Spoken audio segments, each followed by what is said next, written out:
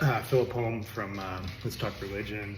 I just watched his video about Porfiry, student of Platonist, and he was kind of an ascetic. He was more so than Plotinus, kind of rejects or disregards the material world in favor of the nous, the intellectual world.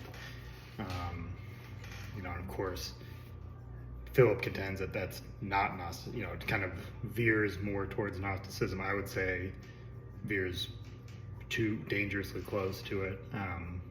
But that's up for debate. But I agree with Filip that it is distinct from Gnosticism. And of course, the video is actually about vegetarianism.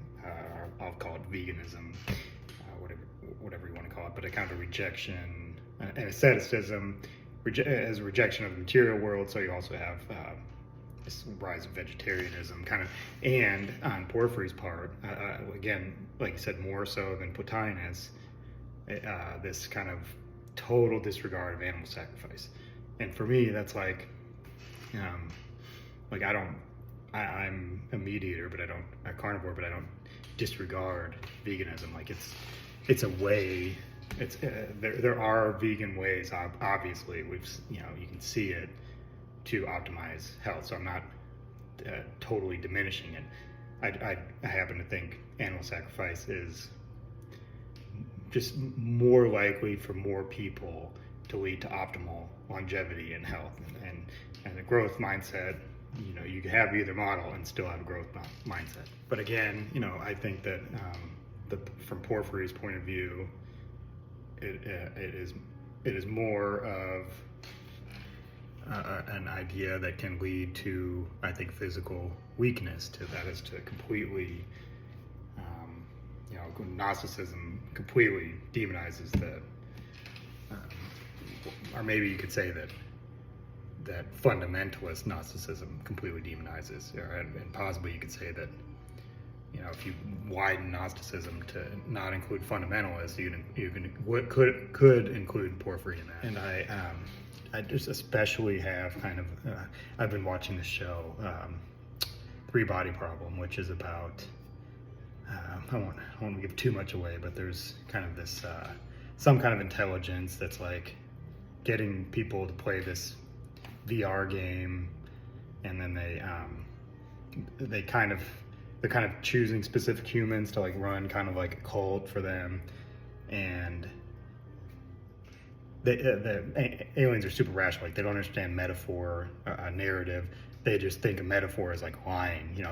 They don't lie because they communicate with mind instead of language. Like we have language, which leads to lying, and so so basically these two ideas cannot coexist. Like this intelligence thinks humans are bad because of metaphor.